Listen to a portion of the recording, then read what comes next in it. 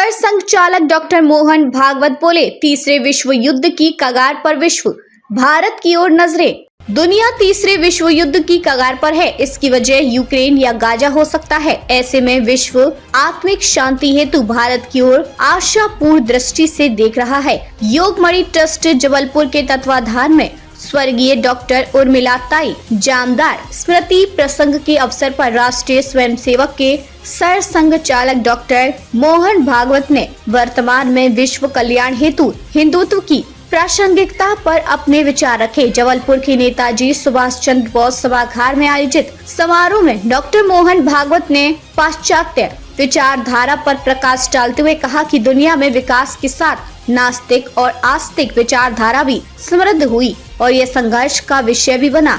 जो बलवान है वे जिएंगे और दुर्बल मरेंगे। समूह की सत्ता का विचार भी सामने आया। उन्होंने कहा कि साधन तो असीमित हो गए पर मार्ग नहीं मिला, इसलिए विश्व आत्मिक शांति हेतु भारत की ओर आशापूर्ण दृष्टि से देख रहा है। सरसंघचालक ने कहा कि आज विश्व की स्थिति साधन संपन्न है, असीमित ज्ञान है, पर उसके पास मानवता के कल्याण मार्ग नहीं है। भारत इस दृष्टि से संपन्न है, परंतु वर्तमान परिप्रेक्ष्य में भारत ने अपने ज्ञान को विस्मृत कर दिया। लंबी सुख सुविधाओं और शांतिपूर्ण जीवन उसका मुख्य कारण रहा और ये याद करना शेष है कि हमें विस्मृति के गर्त से बाहर निकलना है। भारतीय जीवन दर्शन में अविद्या और विद्या दोनों का महत्व है।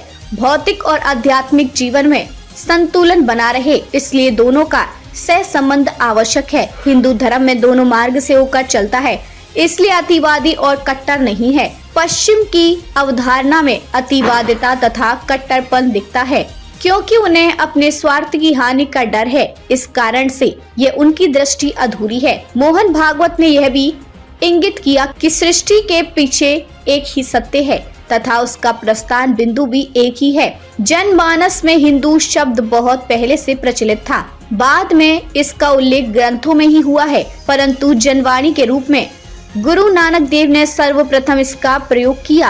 हमारे यहाँ धर्म की अवधारणा सत्य, करुणा, सुचिता एवं तपस है, इसलिए यही धर्म दर्शन विश्व को कल्याण के लिए देना है। यही हिंदुत्व की आत्मा एवं विविधताओं के साथ एक होकर रहना ही हिंदू है।